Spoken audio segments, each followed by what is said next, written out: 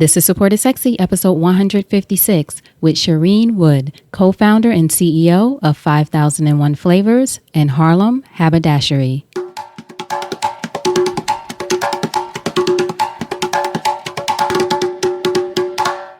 Welcome to Support is Sexy. I'm your host, Elayne Fluker, entrepreneur, author, and founder of Chic Rebellion Media.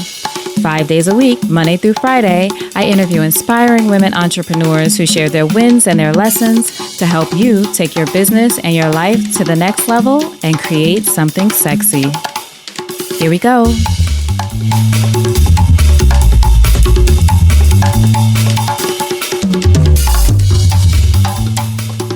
Hi everyone, happy Monday and welcome to a new episode of Support is Sexy. I'm so excited to have you here. You know, it just would not be the same without you.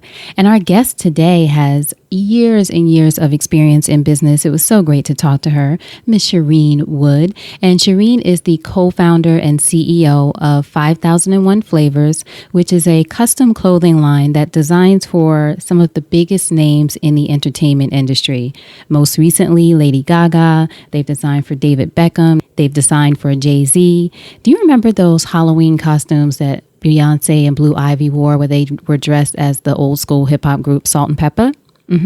5001 Flavors. They did that. And one of the things that I love that Shereen talks about in this episode is that they've done things that a lot of people don't know is their brand because they don't have their brand all over the clothing and the items that they make. So just something to think about as you're creating your business and your brand. What's important? Is it important to have more clients or is it important for it to be seen by more people? Just give it some thought, something to think about, something I thought about in talking to her about that. Another thing that, I should mention, and 5001 Flavors, one of the great things about it is it's celebrating its 25th year. 25 years, and they are still going strong. In fact, I think that jacket that was designed for Lady Gaga was just the other day. So definitely still going strong.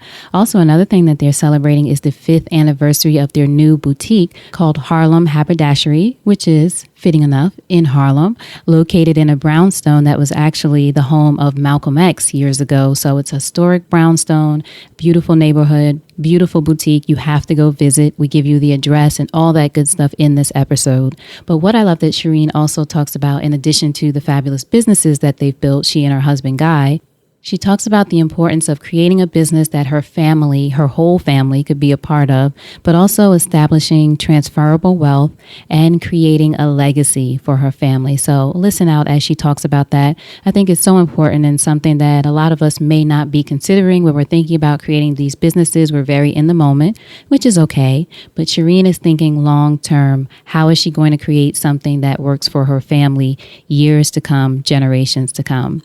So also in this episode, what you'll learn from Shereen is how to be mindful of the way we're cultivating leadership in our girls, getting real about the risks and rewards of entrepreneurship, how to sell fashion as a service as opposed to just as a clothing line, the importance of giving back to the community your business is within, her advice for working with family, which I thought was great because she's been doing it for a long time, 25 years. Also, why you can't bring that mental baggage into what it means to work with family. So all of the things that other people say or other people's experience, you have to create your own experience for working with family, although she does have some good advice based on her experience. Also, how to build your business and your brands through referrals. The key skill that Shereen believes leads to success in entrepreneurship. Why you have to remain focused on the next client while serving your current one, very important. What she learned about owning a brick and mortar boutique, which was very different from the other business that she had with the fashion consulting business of 5001 Flavors. Now they have an actual location and a boutique, and it's very different. Lastly, as I said, we talk about the importance of creating transferable wealth and building a legacy for your family. So tons of great information in here, a lot of mention of celebrities from back in the day and now. And something I think is great that Shereen says also is the importance of creating a brand that allows everyone to have their red carpet moment. So again, in thinking about your own brand, what does your brand do that's special for your customer, whether that's making them feel like they're having their own red carpet moment or something else. But I know you're going to love this episode with Shereen. So without further ado, Shereen Wood. So Shereen, thank you so much for being here for an episode of Support is Sexy. I'm excited to have you here. And I'm so excited to be here, Elayne. Thank you so much for having me. Of course. Now, first question. When did you first fall in love with entrepreneurship? Probably when I was a young girl. My dad had a candy store in Harlem, and I used to love to go to the store with him to go, work, help him with vendors and the cash register. The whole um, entrepreneurship always intrigued me. And I knew that was something that I absolutely wanted to do. I didn't know what, but I definitely knew that I wanted to own my own business. Where did you grow up? I grew up in Harlem. I'm definitely a Harlem girl. Grew up on 150th, but my family is actually from West 143rd Street between Lenox and 7th. So moved around Harlem a bit. Went to PS 200 in Harlem. My family moved up to the Bronx and Yonkers. I went to Riverdale Country School, but came back near Harlem to Columbia University for my college education. What was a young Shereen like? Wow. So a young Shereen was definitely like my daughter Sydney. She was loud, had lots of leadership qualities. As a woman, I say that. As a young lady, it probably was annoying, but very opinionated, not shy at all. I wasn't the most creative person, but I always knew or felt like I should be in charge of something. So much to my mother's dismay, as a child, that's something that you don't want your child to think they know it all. But as an adult, you're so happy that your child is able to live in the world and express herself and be who she is and, rule her world. Is that something that you sort of encourage and cultivate in your daughter since you see parts of you in her or that part of you? I think it's almost genetic. Sometimes I shake my head and I feel so bad for my mom because I see, the personality that my mom had to deal with. Right. So it's amazing to me how genetics kind of understood that my daughter is exactly who she needs to be. I do encourage that. I think it's important that we teach young ladies to be strong women. And I try not to silence her, but try to kind of lead her in the direction so that it's not coming off as annoying or bratty. But, you have to be very convinced and confident about who you are and who you need to be. And I think, strong women are usually strong girls. So it's very important to me to kind of cultivate that personality in her. Do you think those parts of you have been very instrumental to you having a business as long as you have, which we'll get into, but you guys have had the business for over 25 years, right? Yes, we are happily celebrating our 25th anniversary of congratulations. Thank you, of 5001 Flavors, which is my main business. It's a custom clothing company that caters to various personalities in the entertainment industry. And we are happily celebrating our 5th anniversary of Harlem Haberdashery, which is our retail expression of that custom clothing life in Harlem. So I'm very excited. But yes, I do believe that, being your own, having your own business means that you have to advocate for yourself on so many levels, whether it's negotiating leases or speaking to clients and vendors or convincing people to buy something that you want to sell them. You have to be very confident about who you are. Your vision has to be defined and or changing. So you have to be very sure about yourself. So I definitely think that little girl is exactly who she's supposed to be right now. Who were some of your greatest influences growing up? It definitely was my family. I come from a very long line of strong women, and they weren't necessarily entrepreneurial, but some of the things that I do, I didn't even realize go right back to the type of women that they are. We have a really strong philanthropic belief at our brand. My brother's organization, Take Care of Harlem. We have another organization, The League, that we definitely work with. And we have a program, it's called Elegant for Prom. And we ask our fans and followers and fashionistas to donate gowns to different organizations that we partner up with for graduating seniors and for prom and graduation. Well, I didn't realize that my family had instilled that in me for, a long time. We had this one little dress that I had, that my cousin wore, that my other cousin wore, that 7 cousins wore for their school pictures. So even though right now, we have this really great philanthropic program called Elegant for Prom, those steps of like how to create that type of initiative was already in my brain because I had seen my family do it.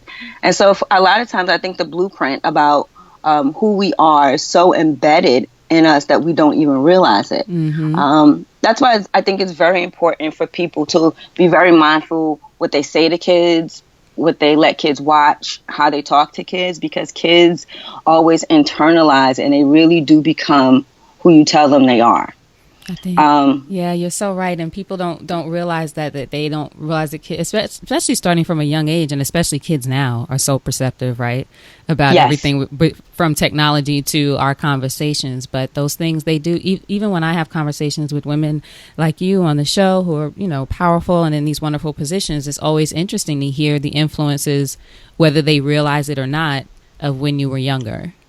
Yes. I can remember my mom used to give me all these little cute stickers that say, "You are super, you are awesome." And I always loved those. And I can remember the first day of school, my teacher was like, "Oh my gosh, you are so awesome." And I looked at her.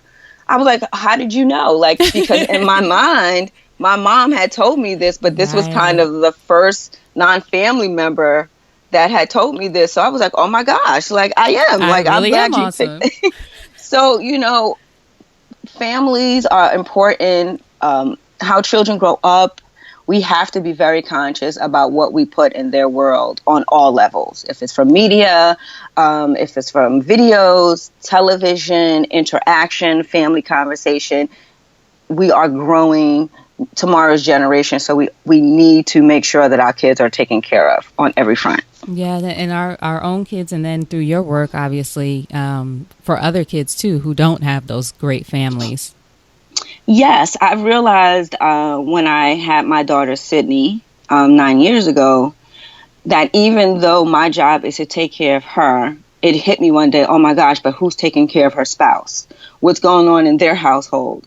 And you kind of open up your mind to, I can't just be worried about what's going on in my house. I have to make sure that everybody's house is fine because these are the people that my daughter will have to interact with. So I think that really made me realize that it's more than just taking care of yourself. You really do have to help to take care of the world, whatever you can do. Whatever you can do. Now, before you became an entrepreneur, you when you went to school, did you already have in mind that you were going to open your own business, or what did you study at Columbia? I definitely knew I would open my own business. I just didn't know what. Like I said, I went to school in Harlem, PS 200. I was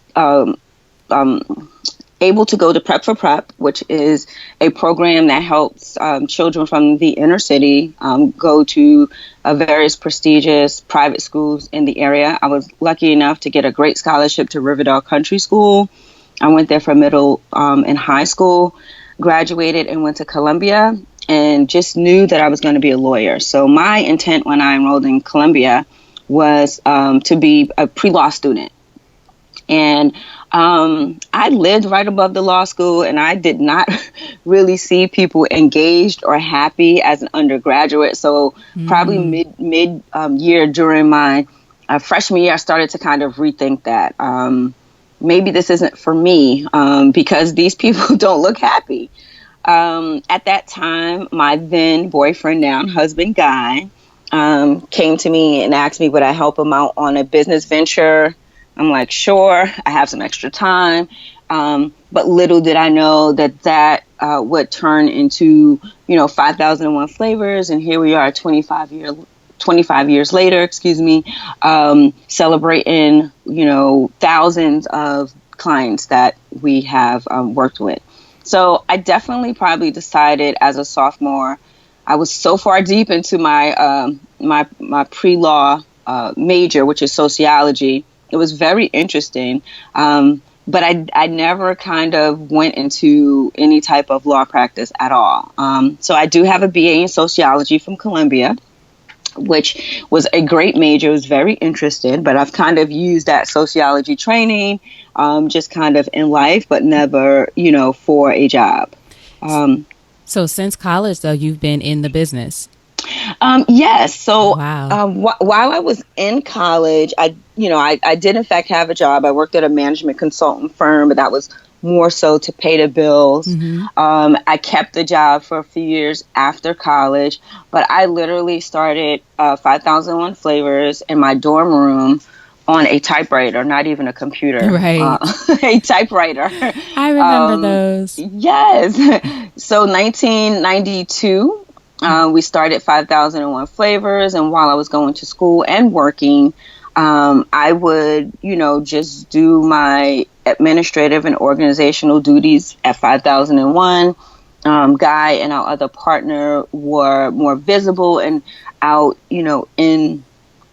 in the field, kind of working with our clients and getting more clients and growing that client list. And I definitely handled all of the administrative stuff. So it was kind of easy for me, to work the business because I wasn't out in, being creative and getting all of the clients that we wound up having. And do you still have the same, well, of course, your husband is the partner, but do you still have the same partners in the company today? I don't. We started with 3, and now it's just my husband, Guy, and I. Guy is definitely the creative force of the company. He has the love of fashion.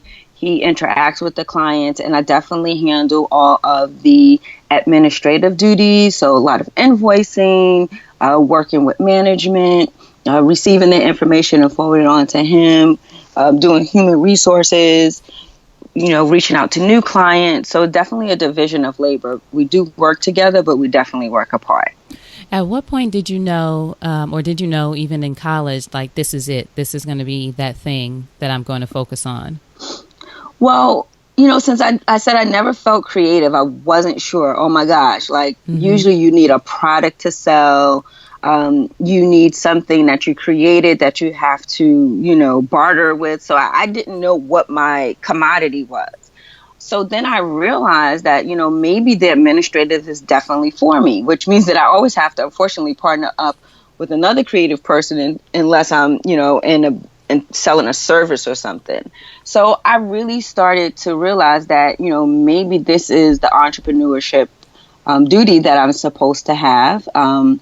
I always thought I was organized, but Guy told me, no, you're super organized. You go to Columbia, and I've never seen you pick up a book or study. He said, but obviously you're doing something because, it's your second, third year.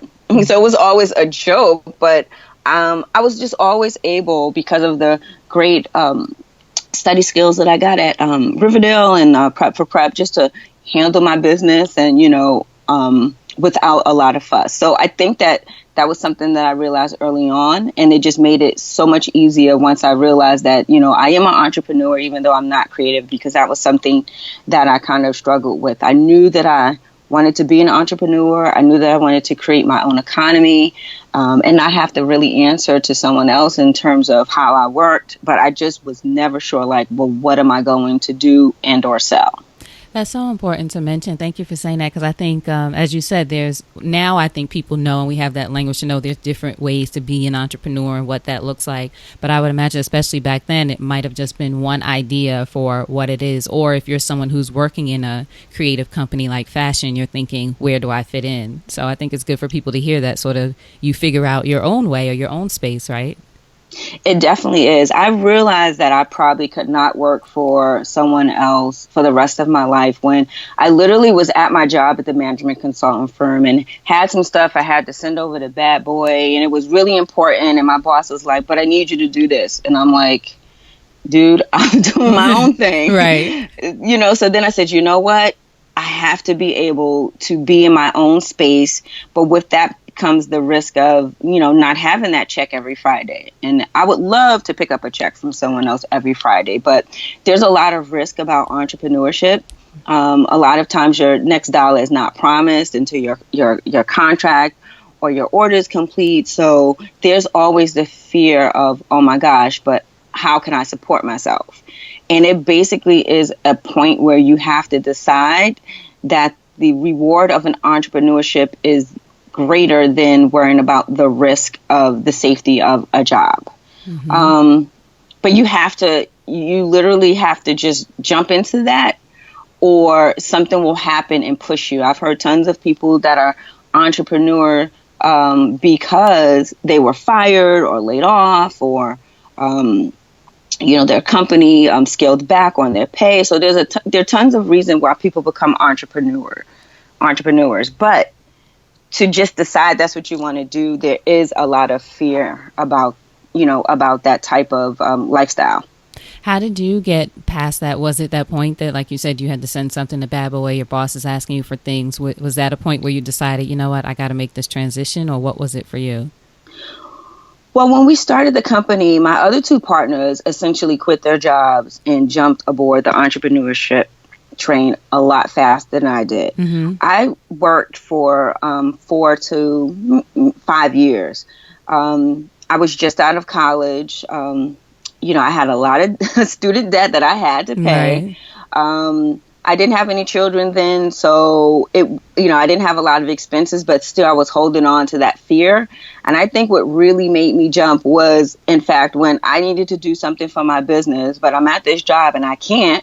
And I just said, I'm not giving, this firm my best, because what I'm doing is splitting myself in terms of what I want to do, where I want to be, where my interest level is, what my enthusiasm is. And I think that day, I told my boss, like, you're a good guy, you deserve better. I can't give it to you because I need to do my own thing.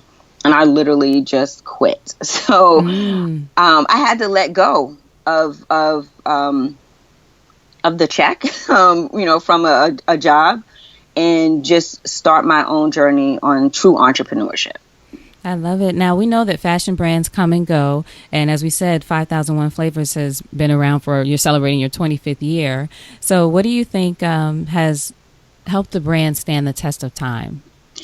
Well, I always say that we're the brand that helps other brands become more visible. Our goal at 5001 Flavors is to help our clients look great, and we don't necessarily brand it as 5001 Flavors.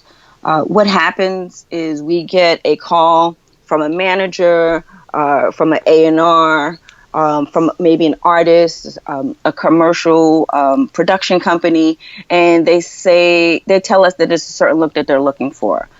Our goal is to work with our clients to achieve that look. Is it a certain treatment for a video? Is there a tour theme? Is there a color theme? Is there something you're trying to convey? So we work with our clients to look their best in their brand.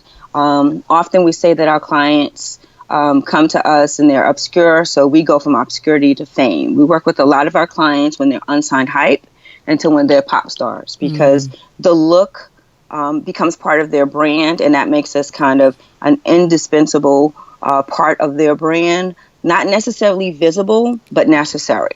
So we work with a lot of clients, and some people don't think that we work with as many clients because we're not branding. We're more so, selling the service of custom clothing. So we do tours, award shows, album covers, red carpet, TV appearances, commercial, movies. Our clothing goes where our clients go. So, as our clients start to diversify where they are in the entertainment industry, we will be there. Clients become movie stars. They become sports commentators. They do commercials. They have kids. Their kids become celebrities. So we kind of move along with our clients in the various stages of their lives. And that's how we were really able to exist for 25 years. Now, has it always been, was the concept, I should say, always for it to be a custom clothing line, or was there ever an idea of let's make this into a fashion line or anything like that? I believe from where we started, which was the early 90s, the video, music, story was kind of just being told, and we just kind of came around at the right time. we started working. One of our first clients was Heavy D, when he did Nothing But Love on Uptown Records. And lo and behold, we had a young intern, Sean Puffy Combs, who became a mogul in his own right. And so as our client base grew, and like I said, diversified, we just went along. Hev became a producer. Hev put out Soul for Real. Puff went over and started Bad Boy and came to us with this cool new artist that nobody knew, but he needed a look, and that was big. And Puffy introduced us to, this cool young girl from Virginia. It was Missy. So Missy came and we started working with her, and Missy worked with Timberland. So it just becomes a never-ending referral between clients, and, here we are. I always knew that I wanted to go from a custom clothing company to a line, a mass manufactured line. Just wasn't really sure how to do it. So that's why we decided 5 years ago to grow the brand so that 5001 Flavors could still exist, because we do still work with and service a large clientele of celebrities and athletes and musicians and executives. But we knew that we wanted to grow that whole custom lifestyle, and knew that our consumer base had grown from beyond the realms of the entertainment industry. Harlem Haberdashery was kind of expanded out of 5001 Flavors. We brought on more of our family members. Our kids were older. Our other family members definitely came aboard. And definitely wanted to make it a family business. So Harlem Haberdashery is definitely more personalities than myself and my husband, Guy. We definitely, if you come to our store, we have a home aesthetic in our brand, and we definitely still commit ourselves to the custom lifestyle. And it's the same design sensibility, but it's just with people who are non-celebrities. But everyone has their own red carpet moments, and we definitely cater to that same design sensibility at Harlem Haberdashery that we do for our celebrity clients at 5001 Flavors. I love that. So many things about that. One is I know you've worked with people. I mean, this is just a short list, but Alicia Keys and I think David Beckham, right? Jay-Z, and a long list of others. But this idea that, as you just said, everybody has their red carpet moment. So now you're not just focused on that. You're focused on the quote unquote everyday person who can walk into your store and sort of have that experience in one way or another. Yes, and everybody wants to feel and look like a celebrity. A lot of our lines or creations for the store are very small distribution. We don't really mass produce. But I really felt like Harlem Haberdashery had the ability to kind of grow into a lifestyle collection where that everything that you see and touch at Harlem Haberdashery is stuff that we sell. It is really my goal to open up Harlem Haberdashery into a lifestyle brand and not just, clothing. What do you think makes the store so special and beloved by the neighborhood? Because you're in Harlem, of course, and it's a brownstone setup, right? Yes, it is. We really love the community. Like I told you, I'm from Harlem. I have family members that are still in Harlem, so I really have a strong commitment to Harlem. I knew growing up that the types of stores that I liked, I didn't see in my neighborhood. So it really was our collective goal, my family and I, to make sure that the aesthetic of the boutique was exactly what we wanted it to be. It's built around family and legacy and heritage. So we definitely have a wall of family portraits that we love. We have fine furnishings, great lighting. So it aesthetically, it's beautiful to behold. But, part of looking great is that your community must feel great. So it's really important for us to not only have a beautiful store aesthetically, but make sure that our community is well also. So we, our motto is look good, feel good, live good. So we do have a community beautification philanthropic effort that we have at the store, Greener Linux. we definitely are committed to making sure that the community sees us as beneficial to the community and not just a consumer. I don't want to be someone that just comes in the community and says, purchase from me, but I won't, support you. We have a school supply drive every year through my brothers Take Care of Harlem. We collect school supplies to give to local community children. So it's really important that people feel like family when they step into our store, because we are a family business. So we really are family owned and operated, and we really do feel like we owe the community, because that's why, we're there, to work with each other. For those listening, since you mentioned, as you have mentioned, working with family, for those listening who are or who consider or considering working with family, what would you say is your advice? Because I know I'm sure your family's wonderful, but I know that's not always easy in business to work with family. You really do have to be a special type of person to work with family. Right. That's a good way of saying it. So not only do I work with my husband, I work with my brother and my son, and other family members in other capacities.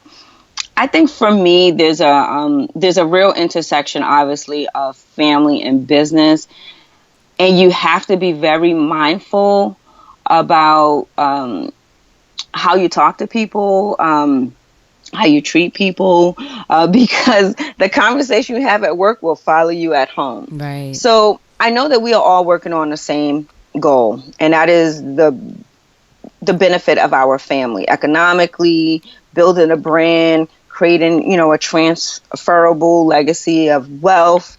It's very important that you get up and you realize that you guys are on the same path.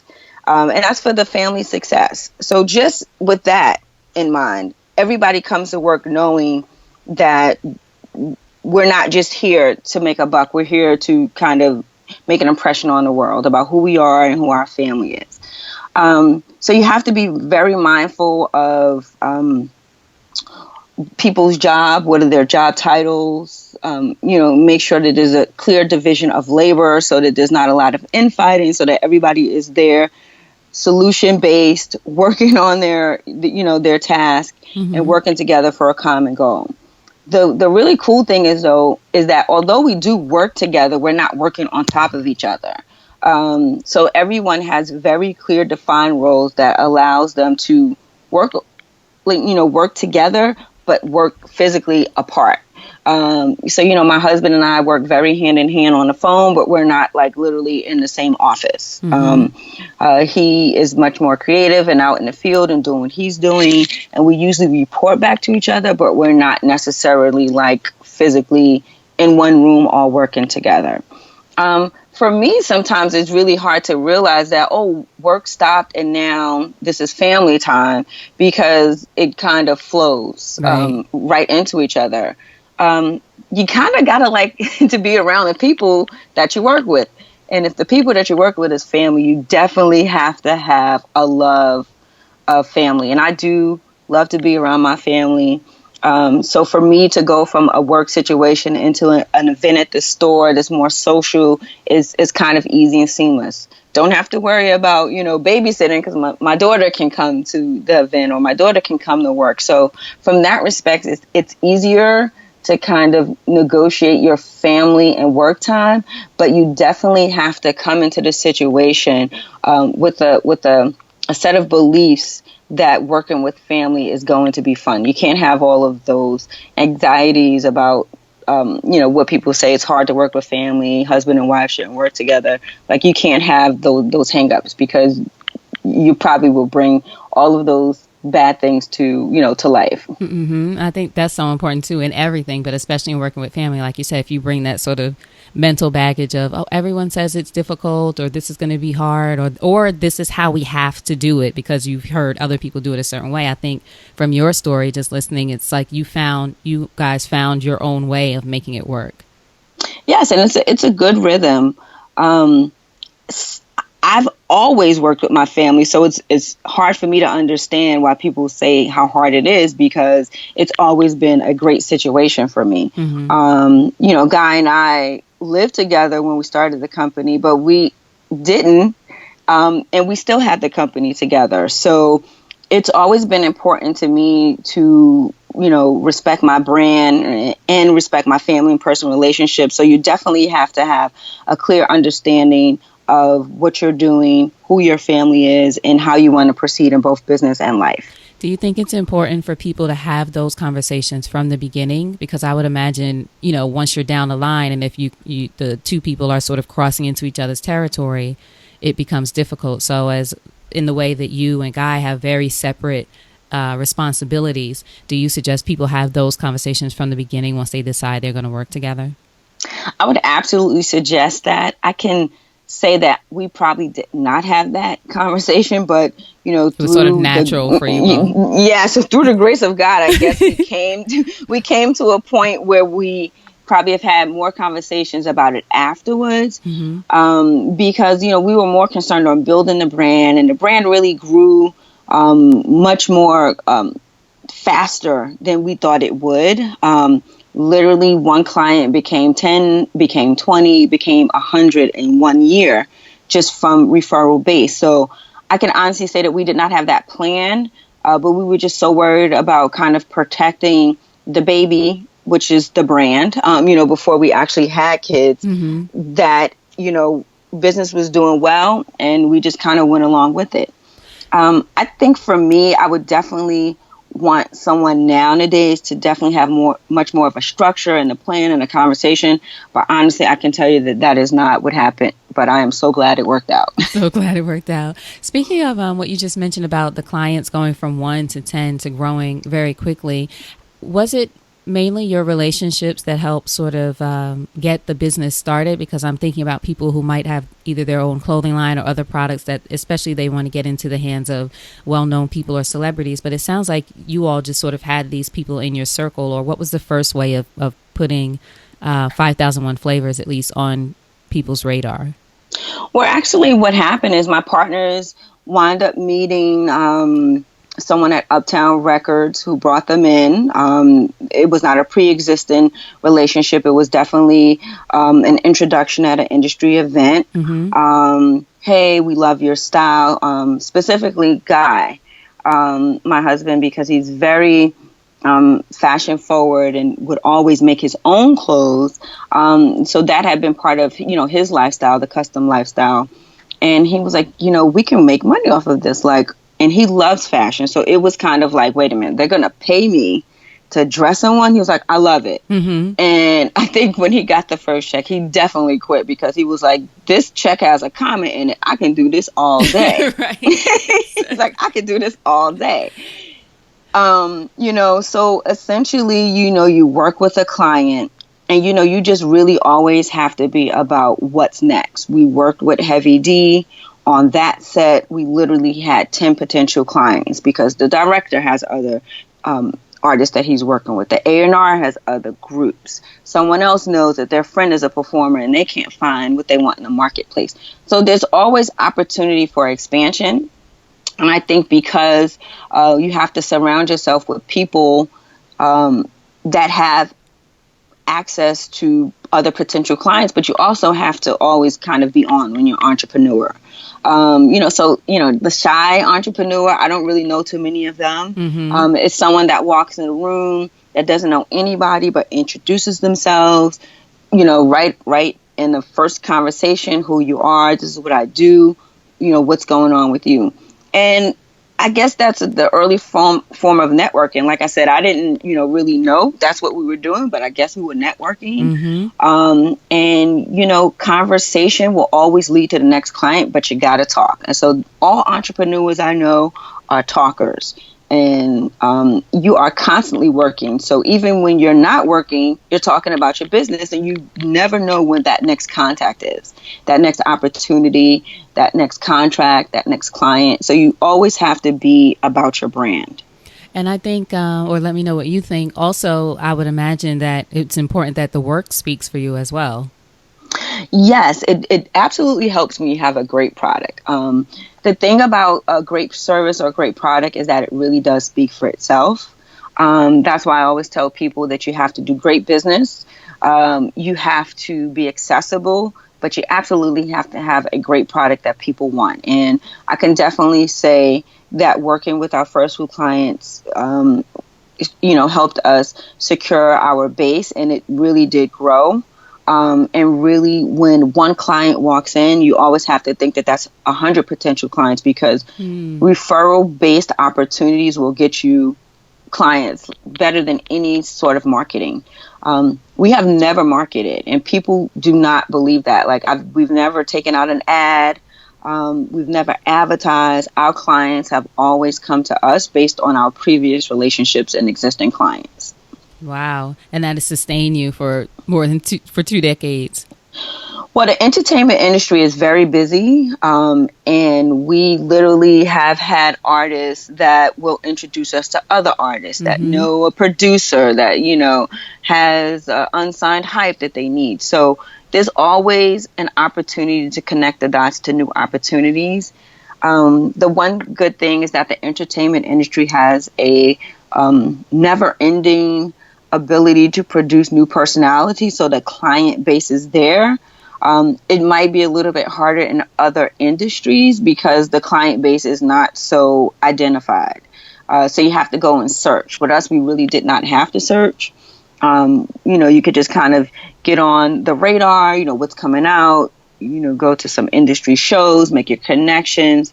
So I really love that our consumer base identifies itself, and wish luck to all entrepreneurs that have to search for their consumer. Now, would you say there's anything within the past couple of years or past 5 years that has surprised you about being a boutique owner? Well, I would always say the expense of a boutique is very different from kind of a consulting based a brand of 5001. 5001 has always been, we say, like the industry's best kept secret. So being the industry's best kept secret means that we're not a destination spot. So we've never really had to have kind of a house that needs to receive the public. Most of our clients are kind of on set or on tour. So a lot of what we do is work in the field in terms of generating the look, pulling the swatches, emailing, faxing, sending back and forth to the different clients their looks. We make it and send. Having a store means that we actually have to have a staff, physical location, ready to receive clients at any time. That's a very different type of setup that we've had. So for me, that expense has been a different part of the business that I've had to kind of embrace. So I think, having a brick and mortar has definitely been a different type of experience than my more consultant-based company.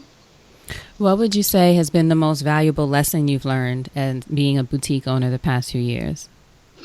I guess the most valuable lesson, not even just boutique, but entrepreneurship, is that you have to be present in order for business to come to you.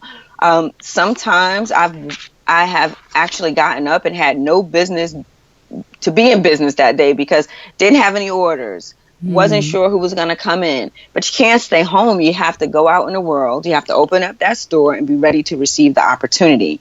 I think for a lot of entrepreneurs, it's hard to wait for the next opportunity when you don't know where it's coming from. And that's when a lot of people get discouraged. But I can remember, I went to the store one day and, 10 customers presented themselves. So even when you don't think you don't have any business, you still have to be in business. And you can't sit around and only work when you have clients or when you have an order. You have to be present. You have to be ready. And it's really hard for a lot of entrepreneurs that aren't making money, that are looking at, products stacked up like I can't do this anymore. Right. The reward is not instant, but you got to show up, and you got to have faith that if you show up, business will come. Now, you guys are located in a historical building, right? A historical brownstone. Yes, we are located at 245 Lenox Avenue between 122nd and 123rd on the downtown side.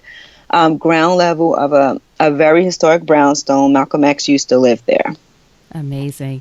Now, what was it like to find that location? Well, I told you I was a Harlem gal, so I Right. knew the area well, and would walk past it for years. And for years, it was abandoned. It had a tree literally growing from the basement through the roof. It's a 5-story building. Hmm. So I watched it, you know, I watched it sit in decay. I saw someone buy it. They renovated beautifully. It was deemed a historic landmark. And so I was like, this building looks wonderful. And this is before I decided to open up Harlem Haberdashery. I would walk past it because we had our 5001 Flavors office around that area in the family brownstone.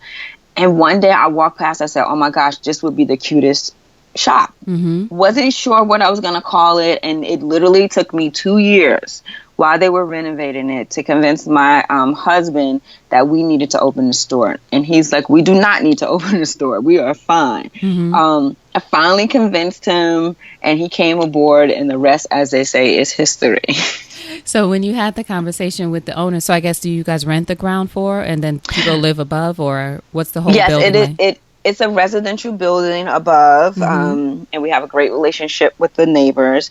The landlord wanted to open up a coffee shop, so I had to convince him not to open up a coffee shop. I said this Okay. would be a perfect location.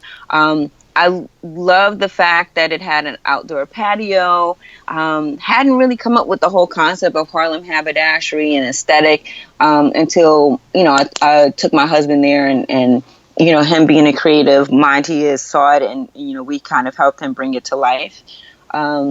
We actually did a fashion show at Fashion Week one year, and our line was called Harlem Haberdashery. Mm-hmm. And we paid homage to Harlem Renaissance and the old Harlem look, and loved the name and loved the concept. And that became, the brand aesthetic for Harlem Haberdashery at the store. Excellent. And again, for everybody listening, you said 245 Lenox Avenue. Yes, between 122nd and 123rd. Between 122nd and 123rd. I'm going to have to come. I'm in Atlanta right now. I'm going to have to come visit you guys. Oh, we would love to have you. We have lots of great events at the store, lots of pop-up events, philanthropic events, community opportunities, to work with your neighbor and to shop, because we're a retail store. Right. Now, speaking of events, you have an event coming up on March 4th, right? Your masquerade ball. Absolutely. Tell We us have about our that. annual masquerade ball benefiting New York City Health and Hospital Harlem, which is actually Harlem Hospital Center. They have a lovely new name, but it's always affectionately known as Harlem Hospital Center. We have a great multi-year partnership with Harlem Hospital Center as part of our philanthropic efforts. We work with them for different initiatives. It is a lovely event. We invite all types of people, from millennials to seniors, to definitely come.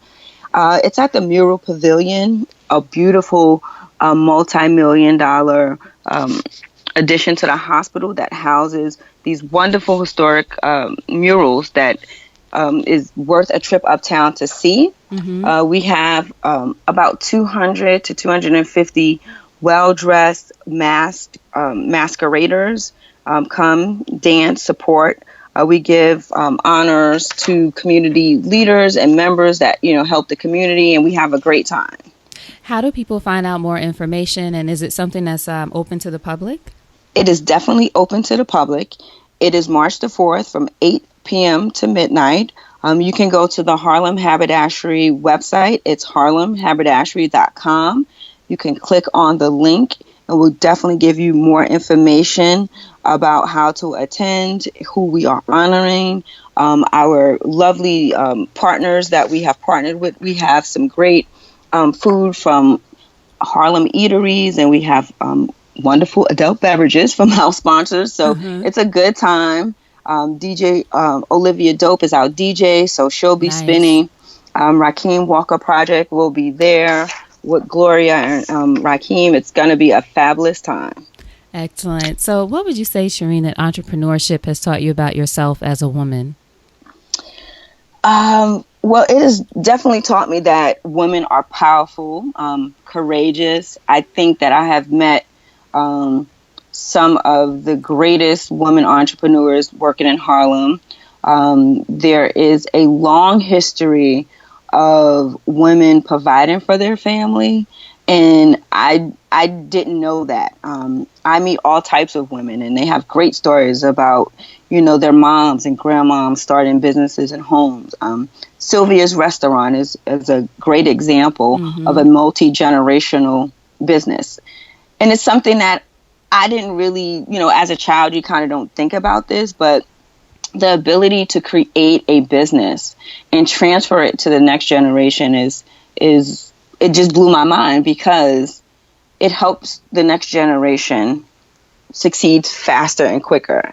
So, sometimes you do things and you don't even realize what you're doing, but to know that other people had the forethought to create a business that they did leave was something that I loved. And I realized that even though you may not call yourself an entrepreneur, because sometimes people think you have to make a certain amount of money or you have to have a certain, level, that we have been entrepreneurs for a long time in our community, bartering goods, exchanging, helping a family, helping ourselves and helping other women. So it really has opened up my heart to know that this is exactly what I need to do. And it's kind of connected me to, like I said, people in my family that were also entrepreneurs, but didn't necessarily call themselves that.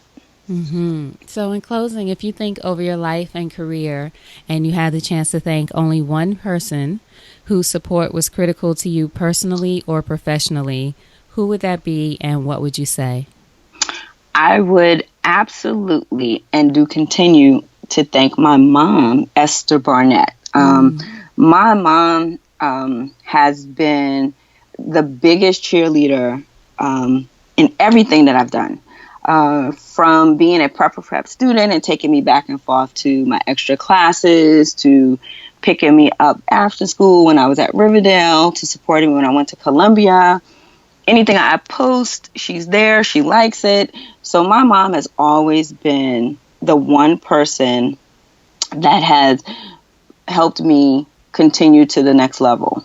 And I'm forever grateful for her spirit, for her teaching me to speak up for myself, to have a voice, and to be exactly who I want to be and not who the world tells me I am.